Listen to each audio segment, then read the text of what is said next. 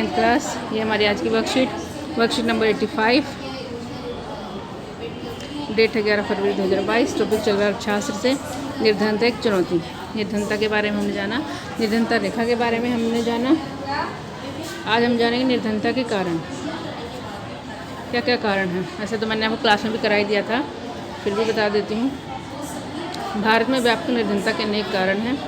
एक ऐतिहासिक कारण, ब्रिटिश औपनिवेशिक प्रशासन के दौरान आर्थिक विकास का निम्न स्तर है। मतलब जो भारत गुलाम था अंग्रेज़ों का, तब प्रशासन उसी दौरान जो विकास था, आर्थिक विकास, वो निम्न था। इसके साथ साथ जनसंख्या में उच्च दर में से वृद्धि हुई। जनसंख्या वृद्धि बहुत ज़्यादा हमारे देश में, ये दूसरा बड़ा कारण है। ये पहला बड़ा कारण है।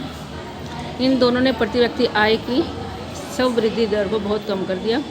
आर्थिक प्रगति को बढ़ावा और जनसंख्या नियंत्रण दोनों मोर्चों पर असफलता के कारण निर्धनता का चक्र बना रहा। न तो आर्थिक विकास ज़्यादा हुआ और न जनसंख्या कम हुई। उच्च निर्धनता दर की एक विशेषता है आय असमानता। मतलब जो लोगों की जो आय है, इनकम है, वो बराबर नहीं है। इसका एक प्रमुख कारण है भूमि और अन्य संसाधनों का असमान वितरण। किसी के पास ज़मीन ज़्यादा है, किसी के पास कम है।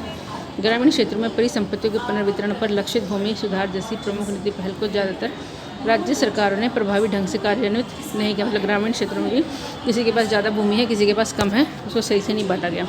अनेक अन्य सामाजिक, सांस्कृतिक और आर्थिक कारक भी निर्धनता के लिए उत्तरदायी हैं।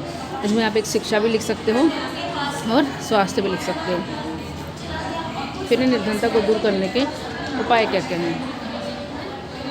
निर्धनता उन्मूलन भारतीय विकास रणनीति का प्रमुख उद्देश्य रहा है।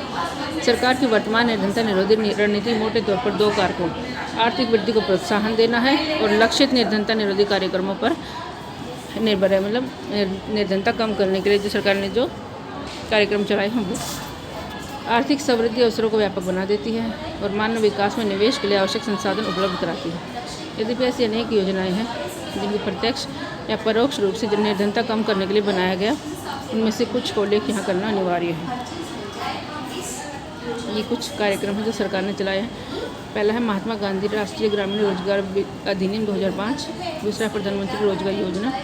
तीसरा है ग्रामीण रोजगार सृजन। चौथा स्वर्ण जयंती ग्राम स्वरोजगार योजना। पाँचवा प्रधानमंत्री ग्रामोदय योजना। छठा है अंत्योदय अन्न योजना। इन सारी योजनाओं के बारे में आप अपने बुक में से लिखेंगे थोड़ा थोड़ा।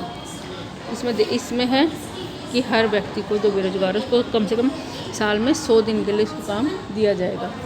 दूसरा प्रधानमंत्री बोले सबको रोजगार उपलब्ध कराया जाएगा। तीसरा है गांव में रोजगार का सृजन किया जाएगा, रोजगार बनाए जाएंगे ताकि सभी लोगों को काम मिले। फिर है गांव में ऐसे साधन उपलब्ध कराए जाएंगे जिससे सभी को रोजगार मिले। गांव के विकास की योजना और सबको अनाज मिले खाने के लिए, ऐसी योजना। बाकी इसका विस्तृत वर्णन आप अपनी NCERT से करेंगे।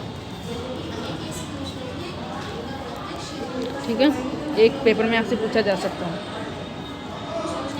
इन कार्यक्रमों के मिले जुले परिणाम हुए, उनके कम प्रभावी होने का मुख्य कारण था उचित कार्यान्वयन। मतलब सही से लागू नहीं किए गए और सही लक्ष्य निश्चित करने की कमी, सही से लक्ष्य निश्चित नहीं किया गया।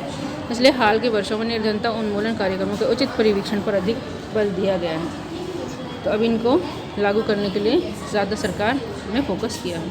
क्वेश्चन है निर्धनता के कारण क्या हैं। सरकारी निर्धनता, 3 सरकारी निर्धनता योजनाओं के नाम बताओ।